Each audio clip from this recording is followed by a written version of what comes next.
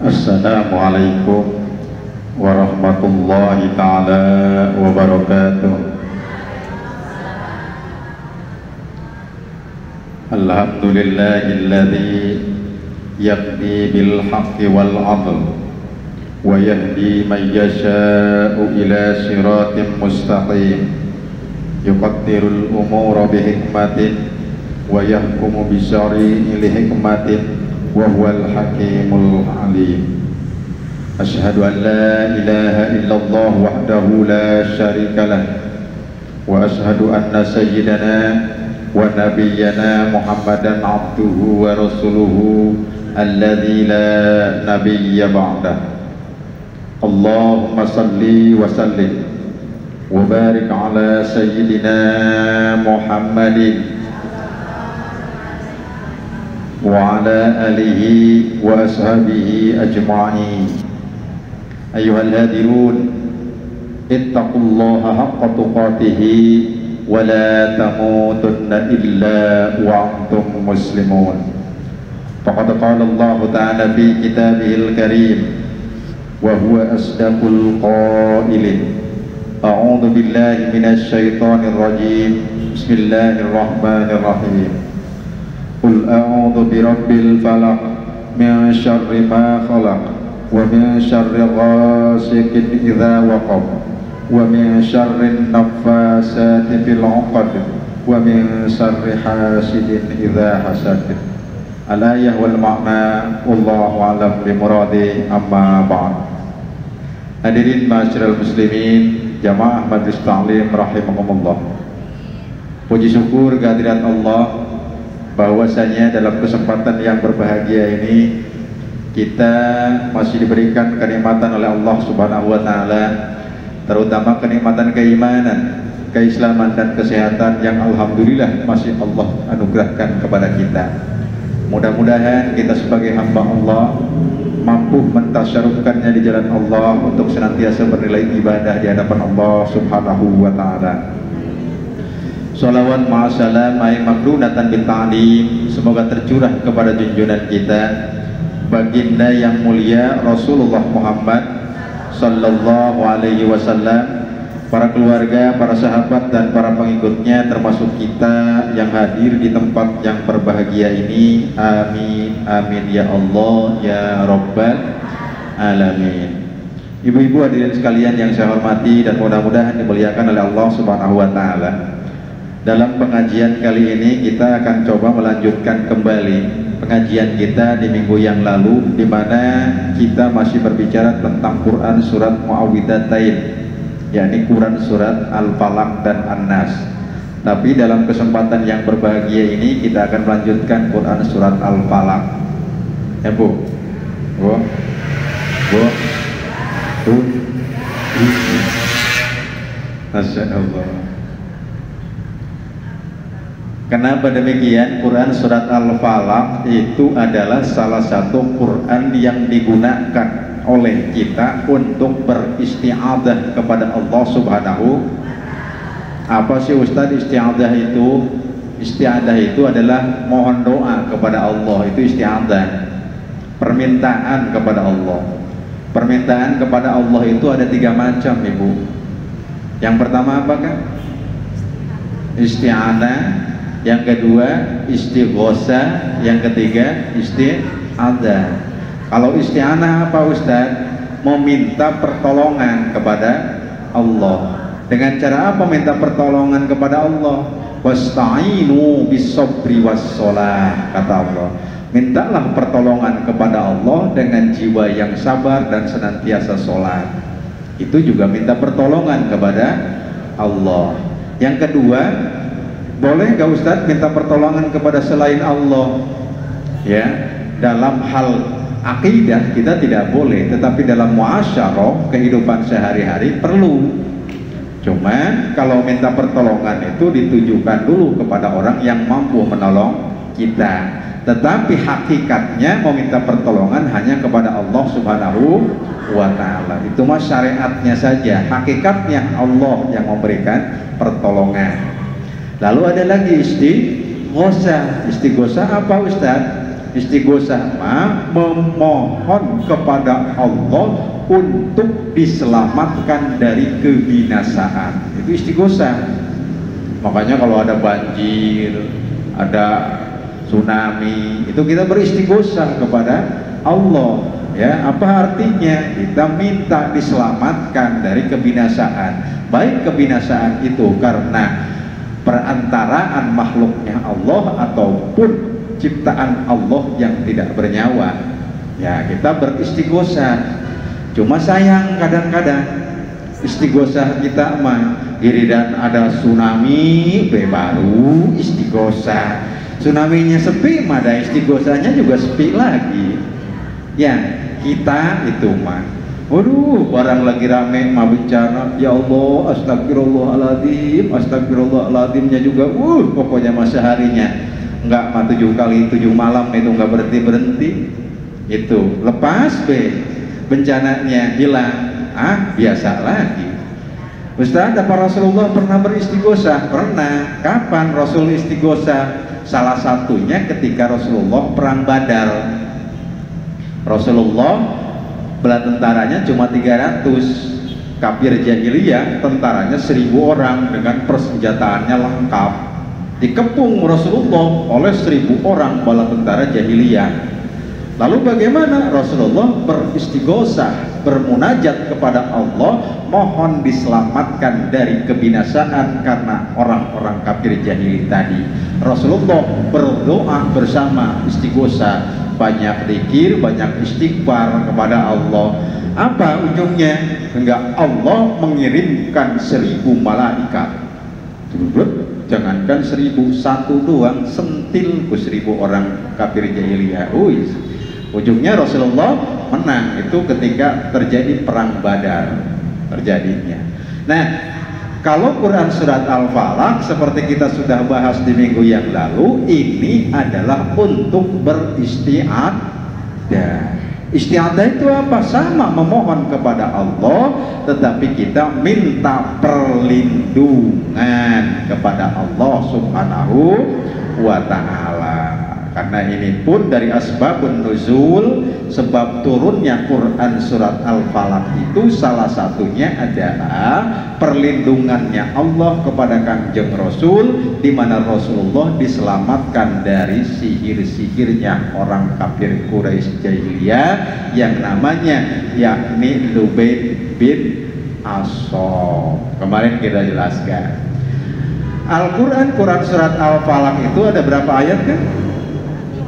Ada 5 ya? 5 apa 6? 5, berarti masih sama. Ya memang 5 ayat ya. Diturunkannya di Mekah, bangga dikatakan sebagai surat Makkiyah ya. Surat Makkiyah. Al-Falaq itu adalah salah satu surat Makkiyah. Apa artinya? Diturunkannya sebelum Rasulullah Muhammad SAW hijrah dari kota Makkah ke kota Madinah. Nah, minggu kemarin kita sudah membahas tentang ayat yang pertama. Qul, katakan wahai Muhammad, a'udzu birabbil falaq, saya berlindung kepada Allah yang menguasai waktu subuh. Ya kemarin falaq ya kan ya? Al-Falaq baju ya kemarin tuh ya. Lalu ayat yang keduanya Allah katakan apakah? Min syarri ma khalaq. Ya, di sini dikatakan min syarri ma khalaq. Apa artinya? Dari kejahatan makhluknya Allah Subhanahu wa ta'ala. Ternyata dalam Quran surat Al-Falaq ini Allah menghitab kita.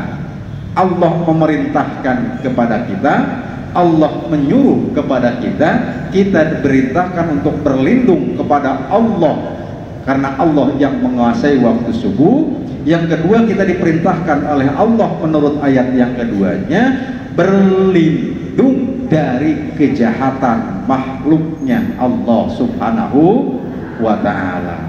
Ustaz, berlindung dari kejahatan makhluknya Allah, memang Allah menciptakan makhluk itu penuh dengan kejahatan? Karena itu mah sudah qadarullah, sudah ketentuan Allah bahwa kalau sudah ada malam pasti ada siang, Ada laki-laki, ada perempuan. Kalau nggak ada perempuan, laki-laki gimana hidupnya Bu Haji? Kesepian. Gimana ya kalau nggak ada perempuan? Makanya saya sudah pernah cerita belum, ketika Kanjeng Nabiullah Adam alaihi salam diciptakan. Nabi Adam diciptakan dari apa? Dari tanah. Kalau iblis dari api, sehingga iblis sombong terhadap Allah, hakikatnya kepada Allah. Nah, ketika Nabi Adam diciptakan, Ibu, ini berkaitan dengan apa? Bahwa butuh laki-laki, ada perempuan, ada siang, ada malam. Nggak bisa kebayangkan kalau laki-laki nggak ada perempuan. Nabi Adam diciptakan kan dari tanah langsung, beliau masih sendiri kan, sekian ratus tahun Nabi Adam itu sendirian. Itu belum tahu itu fungsinya, semua anggota badannya. Oh, tangan buat ini, mata buat ini, kuping oh buat begini, terus kaki buat ini. Udah beres pokoknya mah. Barang muncul diciptakan berapa ratus tahun kemudian Siti Hawa.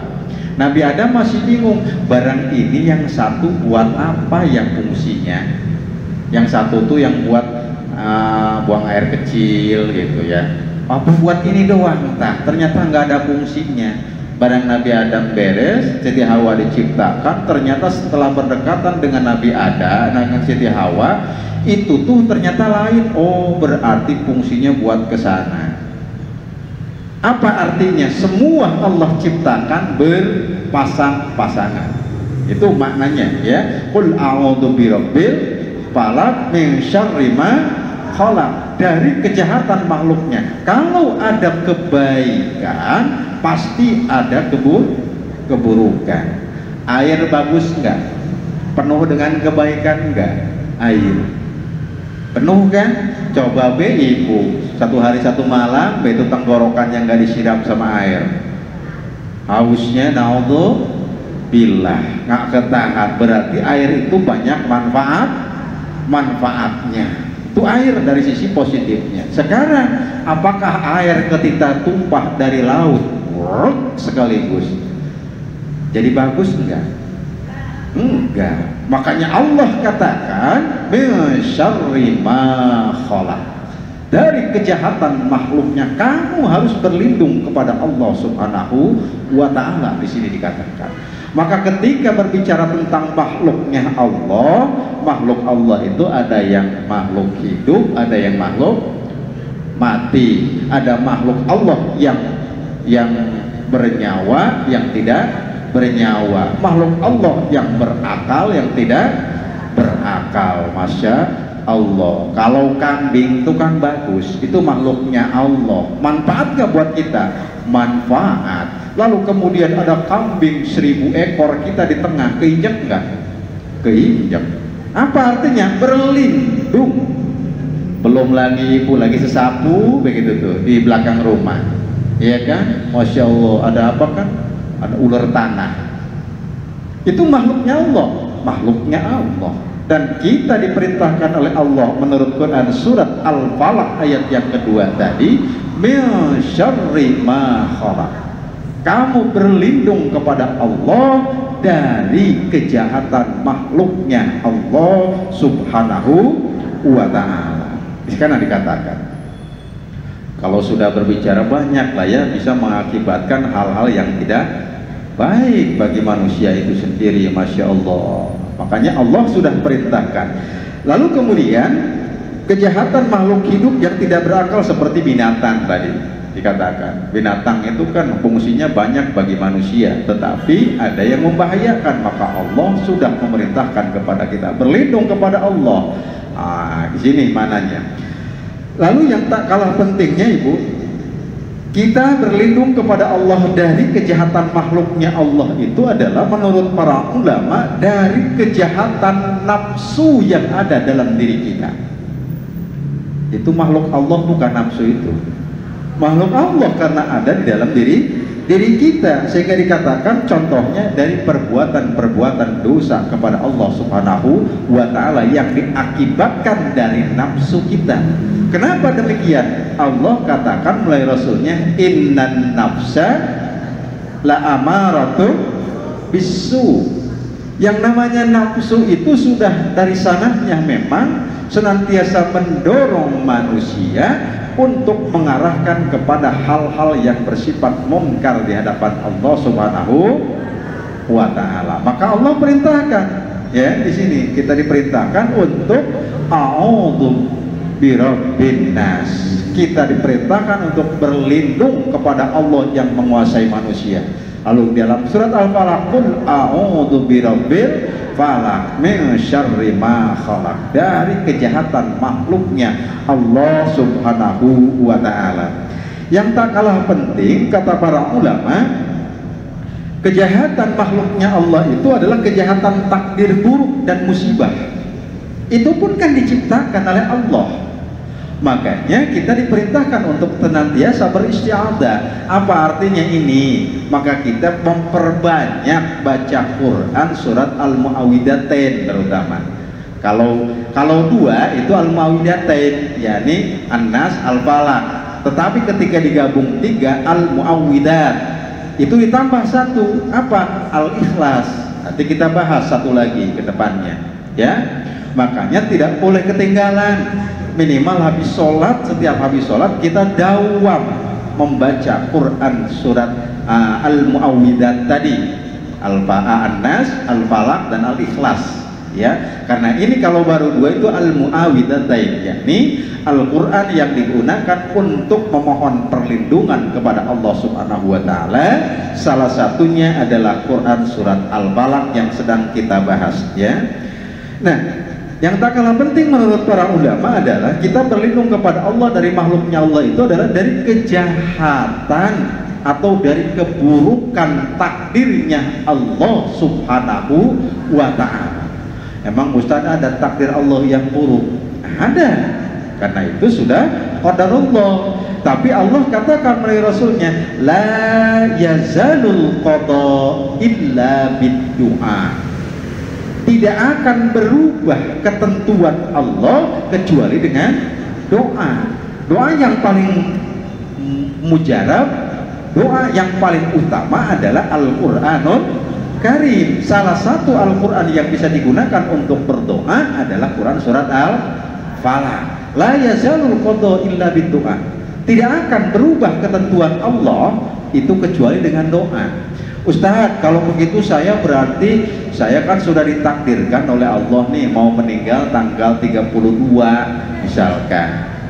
32 berarti itu udah dicatat ya? Sudah di sana. Itu namanya qada Allah, takdir Allah yang mugrom. Tidak bisa dirubah. Tetapi ada yang mu'allaq. Mu'allaq itu bergantung. Kita berdoa kepada Allah, Allahumma inna nas'aluka husnal khatimah wa na'udzubika min syarril aqibati wasu'il khatimah. Allahumma rabbana atina fid dunya hasanah wa fil akhirati hasanah wa qina adzabannar. Kita doa kepada Allah, tetapi kitanya tidak merubah. Ngaji nggak pernah, taklim nggak pernah, sholat sunnah tidak pernah dikerjakan. Katanya pengen Allahumma inna nas'aluka husnul khotimah, tetapi perbuatan kita tidak mengarahkan kepada husnul khotimah, maka mustahil hidup kita akan husnul khotimah. Apa artinya? Ketentuan Allah yang sifatnya mu'allaq itu masih bisa dirubah oleh manusianya. Maka di sini dikatakan la yazalul qada illa bid-du'a. Tidak akan berubah ketentuan Allah kecuali dengan doa. Nah, menurut para ulama, salah satu yang kita harus lakukan kepada Allah itu memohon perlindungan dari kejahatan takdir yang buruk. Kan kita berdoa kepada Allah, Allahumma inna na'udzubika min jahdil bala wa darkis saqo wasu'il qada wasamatatil aqda. Itu jelas Allah perintahkan kita, gitu kan? Allahumma inni a'udzubika min jahdil bala. Ya Allah, saya berlindung kepadamu dari kejahatan bencana yang buruk. Itu maknanya. Maka Allah katakan dalam Quran ini, kita diperintahkan oleh Allah untuk beristi'adzah, memohon perlindungan kepada Allah dengan senantiasa memperbanyak membaca Quran surat Al-Falaq. Di mana di sini dikatakan ta'awwadu billahi min jahdil bala wa darkis syaqwa wa su'il qada wa samatatil a'da. Berlindung kalian kepada Allah dari kerasnya musibah, turunnya kesengsaraan yang terus menerus, buruknya qada serta kesenangan musuh atas musibah yang menimpa kalian. Ini hadis riwayat Imam Bukhari. Apa artinya? Memang kita disyariatkan oleh Allah Subhanahu wa Ta'ala. Ustaz, lalu bagaimana saya berlindung kepada Allah dari kejahatan makhluknya Allah Subhanahu wa Ta'ala tadi? Maka kita disyariatkan oleh Allah untuk memperbanyak zikir dan doa kepada Allah serta dawam membaca Quran surat Al-Mu'awwidzat tadi. Kalau anak kita ingin dijauhkan dari bencana, anak kita pengen nurut, suami kita pengen nurut, kitanya pengen lembut hatinya, kitanya pengen lembut ucapannya, kitanya pengen lembut, apalagi Bu, kayak tukang obat guys, nggak cepet amat ngomongnya kayaknya ya. Apa artinya? Baca Quran surat Al-Mu'awwidzat, perbanyak itu. Ini habis sholat terutama didawam oleh kita. Amin ya Allah ya Rabbal alamin. Itu salah satunya ya, di mana Allah katakan. Sehingga di sini dikatakan oleh Rasulullah Muhammad sallallahu alaihi wasallam pentingnya kita dari Ibnu Umar radhiyallahu anhu. Nabi sallallahu alaihi wasallam bersabda, barang siapa yang menyaksikan orang yang terkena musibah kemudian dia mengatakan alhamdulillahilladzi afani mimma btalaka wa fattalani ala katsirin mimman khalaqa tabdila, niscaya Allah akan menghindarkannya dari musibah tersebut sepanjang hayatnya walau bagaimanapun. Apa artinya? Salah satu hal yang bisa kita lakukan untuk mencegah terjadinya kejahatan makhluknya Allah terhadap kita, makhluknya Allah yang bersifat musibah, kejahatan sesama manusia, kejahatan hewan buas, maka kata Allah, kalau kamu melihat kejadian terhadap orang lain, kita berucaplah, berdoalah dengan kalimat yang tadi. Maka Allah katakan melalui Rasulnya, manusia yang mendoakan kebaikan untuk orang lain, maka dia akan dihindarkan dari bencana yang sama. Amin ya Allah ya Rabbal alamin. Cara beristiadah kepada Allah itu, Ustadz bagaimana saya teh masih pusing ini teh. Misalkan ada orang kecopetan di mobil, ya. Nah, kita agar terhindar dari kejadian seperti itu, jangan sampai keluar mulut kita, wajar be ibu mah kecopetan, mau ngereprimpen cek, naruh dompet mengkonon. Nah, itu kalimat bisa mendatangkan bencana yang sama terhadap diri kita. Maknanya seperti itu. Maka kalau ada orang yang kena musibah seperti itu, katakan oleh kita innalillahi wa inna ilaihi rajiun. Yang sabar ya Bu ya, insya Allah diganti oleh Allah Subhanahu wa Ta'ala. Maknanya seperti itu. Bukan ini mah ada anak lagi bawa motor kebetulan lewat lingkar selatan, padahal mah anaknya juga nggak kenceng-kenceng amat sih, kuprak. Apa kan kita kadang ngomongnya, syukurin sih, modar sih sekalian, wong sih mau bawa motor cemengkonon. Kadang-kadang tuh sok kita introspeksi. Makanya Allah sudah katakan, kalau kita tidak mau terkena musibah seperti itu, bertemu dengan kejadian dalam kehidupan masyarakat kita, jangan sampai keluar dari mulut kita umpatan-umpatan terhadap bencana yang dialami oleh orang lain. Maka disyariatkan oleh Rasulullah Sallallahu Alaihi Wasallam ini dalam hadis riwayat Ibnu Majah, ungkapannya atau doanya alhamdulillahilladzi afani mimma btalaka wa faddalani ala katsirin mimman khalaqa tabdila. Segala puji bagi Allah yang telah menghindarkanku dari musibah yang menimpamu serta memberikan kelebihan kepadaku atau sekian banyak ciptaannya. Maka kalau kita seperti itu, niscaya Allah akan menghindarkan kita dari bencana yang serupa. Amin ya Allah ya Rabbal alamin. Jangan jauh-jauh lah, jangan jauh-jauh. Mau ke taklim aja ke sini. Semua nobaiji pakai ngehambat berangkat ke pengajian. Mau laki malaki be, Misalkan, kenapa di si ibu itu nggak datang ke pengajian ya? Itu katanya gitu. Kakinya barangnya mah cuma cantengah. Misalkan sampai lari jegilungane gitu. Kita ngomong di sini nih, awas itu. Besok harinya kita yang cantengan gitu. Iya, tidak usah. Apa maknanya? Jangan sampai keluar dari mulut kita ungkapan-ungkapan yang mencela apa yang terjadi kepada sesama kita. Karena kata Allah tidak menutup kemungkinan bencana itu akan datang kepada kita. Amin ya Allah ya Rabbal Alamin. Mudah-mudahan kita terhindar dari hal-hal semacam itu. Amin ya Allah ya Rabbal Alamin. Ada lagi ungkapannya kalau melihat orang kena musibah tuh ya. Barang siapa yang mengatakan bismillahilladzi la yadurru ma'asmihi syai'un fil ardi wala fis samai wa huwas samiul alim, kata Rasulullah, niscaya tidak akan ada sesuatu pun yang memadaratkannya. Ini hadis riwayat dari Imam Abu Dawud dan Imam Tirmidzi. Jadi kalau kita melihat orang lain terkena bencana, terkena musibah apapun itu, ini mana tetanggane lakine ke wayu jika kawin mani, syukurin sira. Wong wajar we wong dheweke mending omahe serabak srebok bae. Kadang-kadang ini mah udah gak mungkin, wong ini mah udah remako kabeh ini mah. Neli-neli. Kadang-kadang hati-hati nih anak-anak kula sedanten nggih. Hati-hati bener. Apa jangan sampai, karena itu akan kembali ke dalam diri kita. Allah katakan justru kalau melihat kejadian seperti itu, Rasulullah katakan bacalah doa.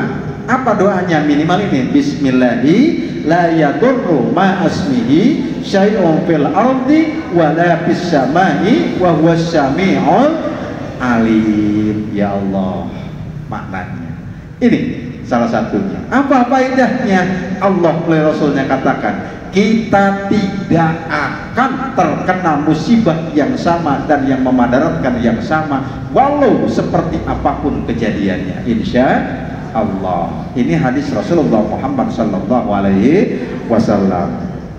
Atau ada lagi sering kita bilang a'udzu bikalimatillahi tammati min syarri ma khalaq. Bisa itu kita bacakan kalau kita bertemu dengan kejadian yang tidak mengenakan, baik itu musibah ataupun apa, baik yang dialami oleh kita apalagi oleh orang lain, maka jangan sampai keluar dari mulut kita ungkapan-ungkapan yang tidak baik, malah justru kita harus mendoakan yang bersangkutan. Dengan demikian insya Allah kita akan dihindarkan dari musibah yang sama terhadap diri kita. Amin ya Allah ya Rabbal Alamin. Ayun wentang sing ditaket katuran. Nggih katuran. Assalamualaikum warahmatullahi wabarakatuh. Waalaikumsalam warahmatullahi wabarakatuh. Sedangkan yang diwatakan beliau itu pengen ngajar aja, tapi belum masbur kan. Enggak suka terjun ke Ustaz. Bagaimana Ustaz? Pengennya ngajar aja. Pengennya ngajar aja. Enggak, pinter-pinter teman itu subjektif, bahasa kerennya Mbak ya. Kalau kita mengatakan orang lain tidak pinter-pinter teman itu subjektif ya. Mungkin penilaian kita, penilaian ibu belum tentu gitu ya. Tapi yang jelas gini, siapapun, kita tidak bilang si A, si B ini jabatan, tidak. Siapapun, bahkan kita semua memiliki ilmu satu titik saja, tapi tidak mau menyebarkannya, maka Allah melalui Rasulnya sudah mengancam, kam min alimin wal ilmu yal'anu. Berapa banyak orang yang berilmu tetapi dia tidak akan mendapatkan manfaat, tidak akan mendapatkan syafaat dari ilmunya, malah justru sebaliknya ilmunya akan melaknatnya.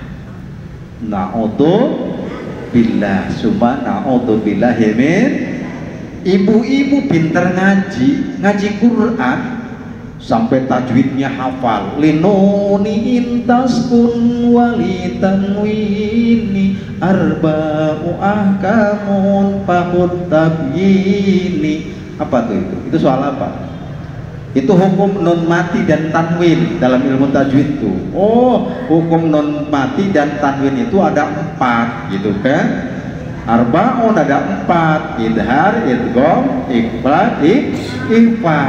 Ibu sudah tahu huruf ikhfa 15, satu-satunya sinta, zim, zai, sod, dal, kafa, sin, qaf, toto, tokta, dal. Bagaimana terjadinya ikhfa apabila nun mati atau tanwin menghadapi huruf yang 15? Bacanya harus bagaimana? Ikhfa harus mendengung. Kalau tidak mendengung berarti salah bacaannya. Kalau sudah salah bacaannya, rodun ay mardudun, ditolak oleh Allah. Ibunya paham, tetapi anaknya tidak diajarkan, cucunya tidak diajarkan, suaminya tidak diajarkan. Maka kam min alimin wal ilmu yal'an. Berapa banyak orang yang berilmu, dia tidak mendapatkan apa-apa dari ilmunya, malah justru ilmunya akan melaknatnya. Ustaz, lalu bagaimana? Harusnya saya minimal ku anfusakum wa ahlikum nar. Orang terdekat kita dulu. Ustaz, ini mah beda kasusnya, bukan begitu.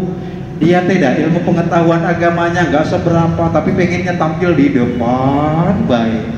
Ya itu mah berarti ingin memunculkan diri. Ingat, iblis, setan, laknatullah, diusir oleh Allah Subhanahu wa ta'ala ke dunia. Kenapa?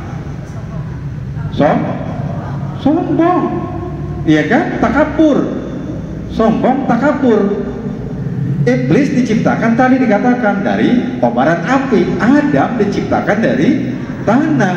Allah nyuruh iblis bersujud ke Nabi Adam. Iblis tidak mau. Kenapa? Saya kan dari api, Adam dari tanah, gue enak buah ure, kata iblis. Apa ujungnya?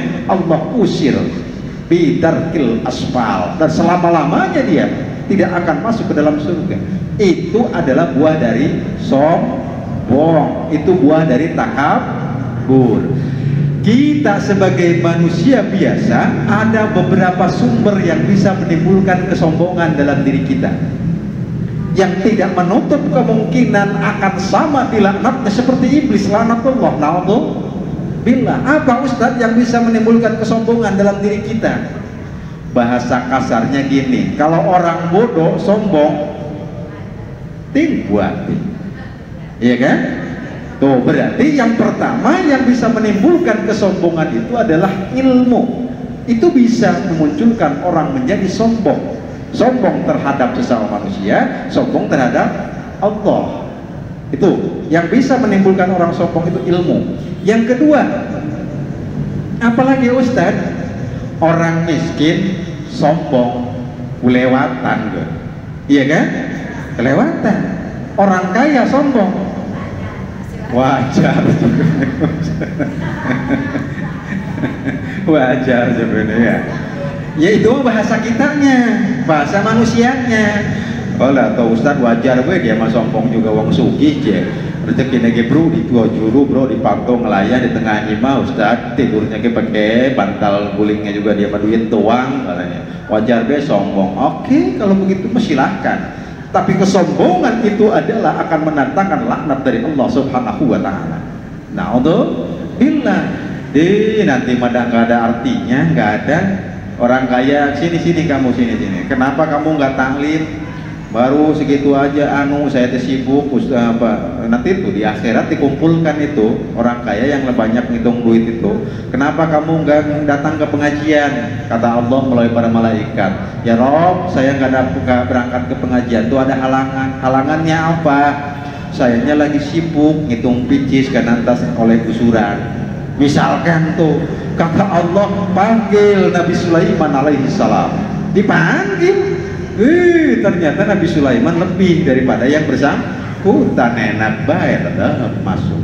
Nih, yang pertama ilmu, yang kedua harta. Itu bisa menimbulkan orang jadi sombong.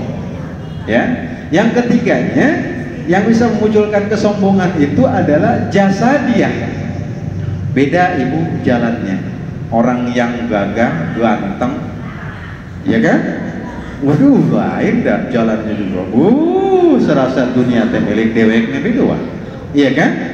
Beda dengan kita jalan tuh, apalagi kalau sama itu mau sampai kelimis tinggi gede, kita perasaan kecil merongkol berjalan, iya kan? Itu salah satunya bisa menimbulkan. Lalu yang keempatnya setelah jasadiyah itu adalah kedudukan atau jabatan. Ini bisa menimbulkan orang menjadi sombong. Maka tadi dikaitkan dengan pertanyaannya, kalau semua itu yang 4 unsur tadi dijadikan sebagai bahan kesombongan, maka bukan mendapatkan ridho Allah, malah justru akan mendatangkan laknatnya Allah Subhanahu wa ta'ala. Tapi kalau yang namanya seperti itu bukan di dunia saja, nanti yang paling betul dan hak hukumnya, hak pertanggungjawabannya adalah di yaumil qiyamah. Na'udzubillah summa na'udzubillahi min dzalik. Makanya kalau kita walaupun berilmu misalkan ya, kita harus senantiasa mengembangkan sikap tawaddu. Apa tuh tawaddu? Tuh ilmu padi. Semakin kita banyak duit, semakin tawadhu. Semakin kita berilmu, semakin tawadhu. Semakin kita punya jabatan, semakin tawadhu. Semakin kita bagus rupanya, semakin tawadhu. Ilmu padi, yang namanya padi semakin isi akan semakin runduk. Beda dengan padi yang kosong melenting baik gitu, iya kan? Makanya dah, kalau dipikir-pikir dia itu sebetulnya nggak seberapa itu kalau seperti itu tuh, ya. Jadi kembali ke pertanyaan tadi, itu yang seperti itu sikap itu bisa dipersalahkan. Makanya keterangan agama mah begini ibu, bisa diambilnya. Itu adalah salah satu sikap tawadhu itu begini. Kenapa agama mengajarkan ketika sholat berjamaah yang berhak untuk jadi imam itu ada syarat-syaratnya, iya kan? Syaratnya apa? Yang pertama, orang yang paling senior, artinya masyayikh yang lebih tua daripada yang lain. Tapi tentu yang masih seger, jangan ya nggak bisa, kayak gitu mah nggak bisa, ya maknanya. Yang masih seger satu, yang paling senior, yang paling tua. Yang kedua, yang paling lama tinggal di satu kampung itu. Ini mah kita baru datang dari mana-mana, baru 2 jam ji, penduduk di situ banyak, langsung baik imam. Itu menurut keterangan sebagian ulama kurang afdol. Kenapa? Tadi harus tawadhu, ya mananya. Setelah itu yang paling fasih, ya kan, bacaannya. Ngukurnya bagaimana? Kan susah, makanya sudah biarkan, nggak katuran. Nah, sebagai orang yang beriman kepada Allah, betul-betul memegang teguh sikap tawadhu, maka dia tidak mungkin akan memunculkan diri ketika memiliki satu kelebihan, tetapi ketika diminta untuk menyampaikan maka pantang mundur 1 langkah pun. Itu maknanya, ya. Begitu balik ibu ya atas pertanyaannya. Jadi kita tidak bisa menghukumi orang cuma menurut keterangan agama seperti itu. Yang jelas kita kalau punya ilmu tidak diamalkan maka akan melaknat terhadap yang bersangkutan. Apalagi kalau ilmunya ilmu Al-Quran.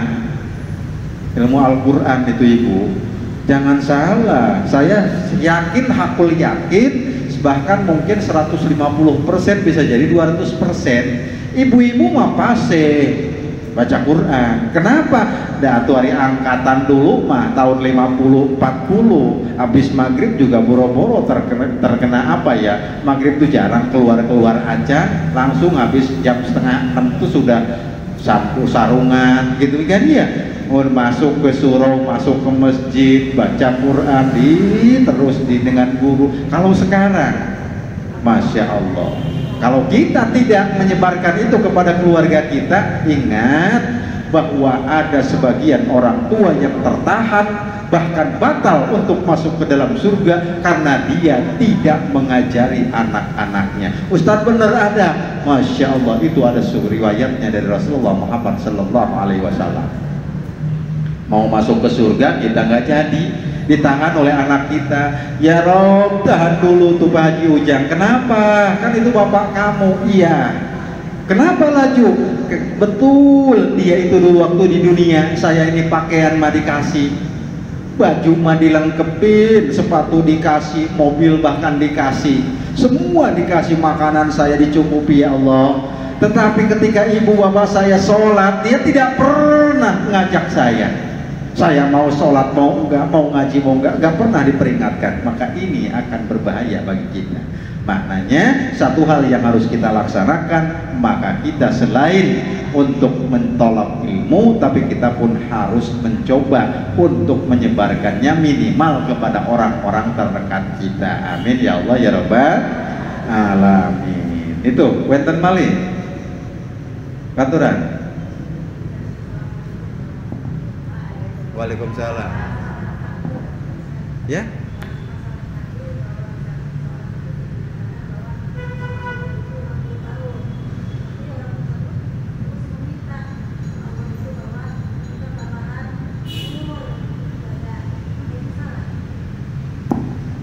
Masalah doa berarti ya. Jadi Allah sudah mentakdirkan 60 tahun usianya, tapi kita bermunajat kepada Allah panjang umur. Iya, boleh tidak? Ya boleh, silakan. Allah kan katakan, ud'uni astajib lakum wa idza salaka ibadi anni fa inni qarib. Jelas ya Bu ya. Jadi kita berdoa kepada Allah, Allahumma tawwil umurana ya Allah, panjangkan umur saya ya Allah.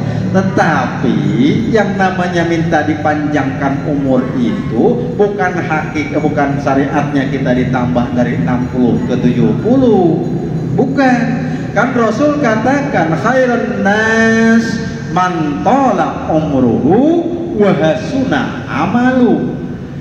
Bagus-bagusnya manusia itu panjang umurnya, tetapi bagus amaliyah perbuatannya.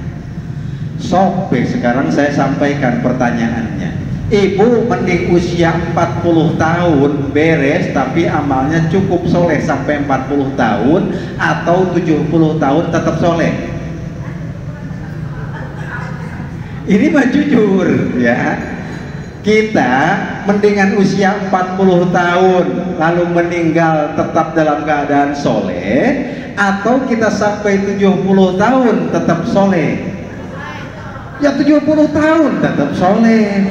Ini mah malu-malu amat. Ya kan permohonan kepada Allah.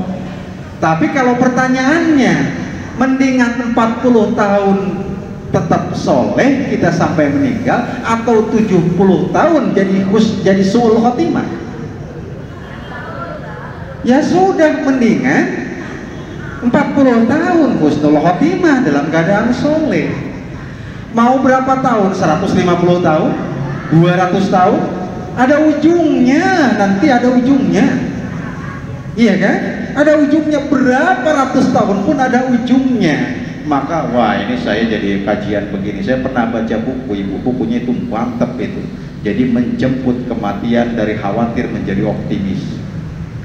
Masya Allah, ini bayangannya gini, mau ke Lampung nggak punya bekal, udah sumehnya, benar kan?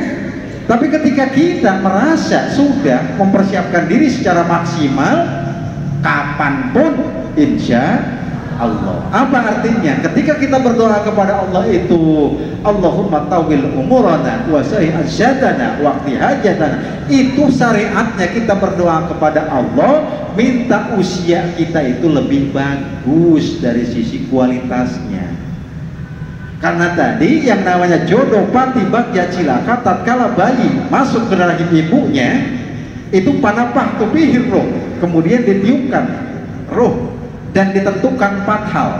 Itu sudah dicatat. Apa itu? Jodohnya, patinya, bagiannya, celakanya, itu ditentukan. Sudah. Yang bisa berubah apa? Baik dan buruknya itu adalah ulah manusia. Innallaha la yughayyiru ma biqaumin hatta yughayyiru ma bi anfusihim. Jelas? Maknanya kita berdoa kepada Allah tidak apa-apa, teruskan saja kita berdoa. Allahumma tawwil umurana wa sahih ansyadana. Apa artinya? Kita memperbaiki kualitasnya. Iya kan? Kenapa hakikatnya? Makanya sering kan ada ungkapan dari para kiai, para ustadz, umur udah berapa? 69. Wih, itu mah udah banyak bonusnya. Apa artinya? Harusnya tasyakur kepada Allah. Tasyakur bagaimana ustadz? Sorbul abdi, mentasarufkan seorang hamba atas kelebihan yang diberikan oleh Allah. Bagaimana tasarufnya? Tasarufkannya itu dalam rangka beribadah kepada Allah. Ya Allah, andaikan saya usia 49 sudah meninggal, saya 50 tahun baru dekat dengan Allah. Allah sudah tahu itu. Apa artinya? Panjang umur, perbagus amaliyah kita. Kalau sekarang 40 tahun, khawatir 40 tahun satu hari beres. Makanya kitanya syari'u ila maghfiratin min rabbikum wa jannatin 'arduhas samawati wal ard uiddat lil muttaqin. Tambah keimanan, ketakwaan kita, ikhtiar kita, hati-hati kita, bersegera kita. Alhamdulillah ya Allah, saya walaupun usia sudah 99 tahun sekarang sampai hari ini, alhamdulillah saya masih bisa diberikan kekuatan oleh Allah. Saya mau tasarufkan usia saya kepada Allah. Bagaimana? Bangun malam, iya kan? Bangun malam. Sholat sunat, terus-terusan sholat sunat dilakukan. Ustadz, kalau sudah beres sholat sunat apalagi? Ya sholat sunat saja, mutlak. Ustadz, ada lagi sholat tasbih. Ibu, siapa yang pernah melaksanakan sholat tasbih? Diriwayatkan oleh Rasulullah Muhammad SAW dalam hadis riwayat Imam Bukhari dan Muslim itu, bahwa Rasulullah SAW yang sudah dijamin masuk surga tidak pernah ketinggalan setiap hari melaksanakan sholat tasbih. Amin ya Allah ya Rabbal alamin. Sholat tasbih berapa rakaat Ustadz? 4 rakaat. Berapa kali salam Ustadz? Jumhur mengatakan 1 kali salam. Jumhur. Berapa kali Ustadz baca tasbihnya? 300 kali. Bagaimana Ustadz bacaan tasbihnya? Subhanallah walhamdulillah wala ilaha illallah wallahu akbar wala haula wala quwata illa billahil aliyyil azim. Tapi kalau kita subhanallah walhamdulillah wala ilaha illallah wallahu akbar, cukup begitu Bu. Ustadz, yang 300 itu kapan bacanya? Ya kan? Sholli sunnat tasbihi rakaati mustaqbil Ka'bah lillahi ta'ala. Allahu akbar. Biasa iftitah baca Fatihah baca Quran. Qurannya mau apa aja silakan. Bila perlu 1 khataman baca Qurannya. Kuat? Nggak kuat Ustadz. Wis kalau gitu mah bacanya Al-Kafirun. Ustadz masih panjang, Al-Kafirun juga melibat lagi, nggak lupa ingat. Al-Ikhlas. Ustadz masih panjang Al-Ikhlasnya. Al-Kautsar. Ustadz Al-Kautsar, alif lam mimnya doang. Nggak apa-apa, silakan. Yang penting baca Quran. Nah setelah itu baru baca tasbih. Subhanallah. Jangan ruku dulu. Subhanallah walhamdulillah wala ilaha illallah wallahu akbar. Berapa kali? 15 kali. 15 kali. Ruku. Ketika ruku berapa? 10. Ya, 15, 10. Tuh pas ruku. Ustadz, saya mau pakai baca subhana rabbiyal bla bla bla. Silahkan. Setelah itu baru tasbih 10 kali. Beres, angkat. Setelah ruku itu namanya i'tidal. Ketika i'tidal berapa? 10 lagi. Ya. Sudah 35 kan? Beres lagi, turun, sujud. Ketika sujud baca 10 lagi. Angkat lagi, duduk 10, jadi masuk lagi 10, lalu naik lagi ya. Nah di situ tidak langsung berdiri, kita baca dulu tasbih lagi sebanyak 10 kali, 10 putaran lagi, 10 kali lagi, langsung berdiri. Sehingga kalau 4 rakaat dapatlah kali 75, menjadi 300 kali baca tasbih. Amin ya Allah ya Rabbal alamin. Kata Rasulullah Muhammad sallallahu alaihi wasallam, barang siapa orang yang melaksanakan sholat tasbih, maka Allah akan hapuskan dosanya, dosa yang dahulu, dosa yang akan datang, dosa yang tersembunyi, dosa yang terang-terangan, dosa yang terlihat, dosa yang tidak terlihat, Allah akan hapuskan. Amin ya Allah ya Rabbal alamin. Masya Allah. Ustadz, kapan waktunya? Bebas, silahkan. Tapi yang paling utama sholat tasbih itu adalah 3/4 malam. Ya, di sana. Ustadz, saya mau tiap hari, bagus. Ustadz, saya mau 5 kali sehari, mangga. Tapi Rasulullah katakan minimal 1 hari 1 kali. Ustadz tidak kuat, Rasul melanjutkan dalam hadisnya, kalau tidak 1 hari 1 kali, lakukan 1 Jum'ah 1 kali, maknanya 1 minggu 1 kali. Ustadz tidak kuat 1 minggu 1 kali, lakukan 1 bulan 1 kali. Ustadz sebulan tidak kuat juga, 1 tahun 1 kali. Ustadz tidak kuat juga, waduh Gusti, kalau begitu seumur sehidup sekali. Kalau sudah tidak seumur sehidup sekali tidak kuat, Gusti mati sekalian. Kenapa? Ini Allah sudah sediakan pahala sebegitu tingginya, kita tidak lakukan. Mau apa kita hidup? Betul tidak? Makanya yuk ya, lakukan. Setelah ini yang belum pernah sama sekali, minimal kita mengawali hasil dari pengajian kali ini. Pulang kita nanti. Tapi kalau waktu setelah habis sholat asar mah jangan. Karena itu mau waktu-waktu dilarang untuk melaksanakan sholat. Dirangkainya setelah sholat tahajud, dirangkainya dengan sholat duha, ya, dirangkainya dengan ba'diyah duhur, bisa, itu silahkan, ya. Maknanya apa? Minimal dalam satu kali dalam seumur hidup kita melaksanakan. Apa pahalanya? Allah sediakan dengan ampunan Allah Subhanahu wa Ta'ala dari segala macam dosa, baik yang belum atau yang sudah tersembunyi atau kenyataan terang-terangan, maka Allah akan ampuni. Amin ya Allah ya Rabbal alamin. Mudah-mudahan kita dimampukan oleh Allah Subhanahu wa Ta'ala. Amin. Amin ya Allah ya Rabbal alamin. Mangga.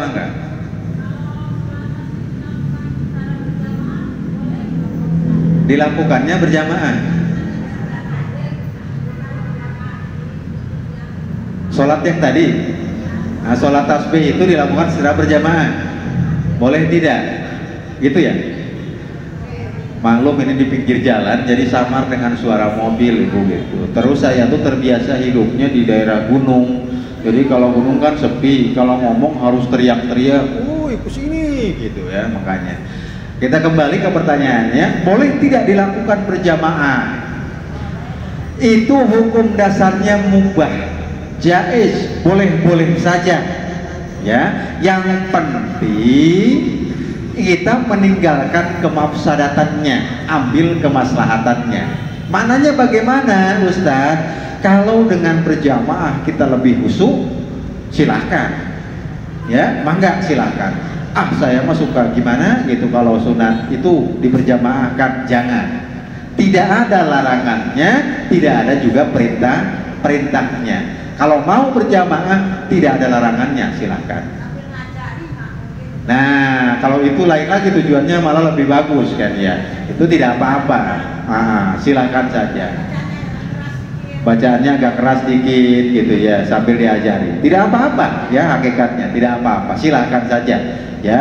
Tetapi kalau memang itu ada mafsadatnya, lebih baik jangan. Mafsadatnya bagaimana Ustadz? Anak-anak perawan umur 17 tahun mau kemana sih nongnya? Mau berjamaah sholat tasbih di mana? Di sana tuh siapa aja yang datangnya? Si A, B, C, A, itu mau modus. Banyak mafsadatnya, lebih baik jangan. Kan Rasulullah katakan dalam sebuah hadisnya, sholat yang paling utama bagi perempuan terutama ya, itu adalah di dalam kamarnya. Apa artinya? Memang bagi perempuan itu insya Allah di sana pun tidak akan mengurangi pahalanya, beda dengan laki-laki ya. Tapi kalau memang kita mau tetap dilakukan secara berjamaah, tidak ada kaidah yang melarangnya ya. Artinya sah-sah saja, silahkan kalau memang itu ada diberjamaahkan, mangga, tidak jadi persoalan. Itu saja barangkali itu ya. Oh gitu ya, karena ini minggu kelima jadi ada musyawarah kan gitu ya. Jadi mungkin itu saja dulu pengajian kita kali ini. Mudah-mudahan bermanfaat untuk kita semua, amin ya Allah ya rabbal alamin. Dan mudah-mudahan Allah masih mentakdirkan kita untuk bisa bertemu dalam pertemuan-pertemuan yang lainnya. Nasrul minallah wa fathun qarib. Wassalamualaikum warahmatullahi wabarakatuh.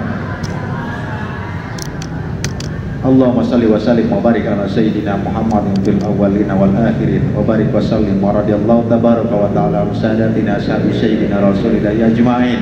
Amin ya Allah ya rabbal alamin. Alhamdulillahi rabbil alamin hamdan syakirin hamdan na'imin hamdan yuwafi ni'amahu wa yukafi'u mazidah. Ya rabbana lakal hamdu kama yanbaghi li jalali wajhikal karim wa 'azimi sultanik.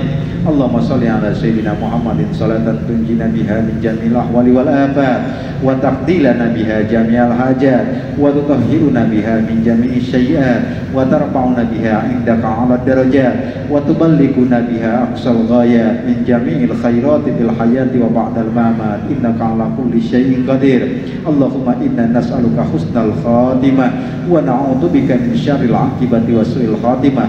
Allahumma rabbana atina fid dunya hasanah wa fil akhirati hasanatan wa qina adzabannar. Subhana rabbika rabbil izzati amma yasifun wa salamun alal mursalin walhamdulillahi rabbil alamin. Assalamualaikum warahmatullahi wabarakatuh.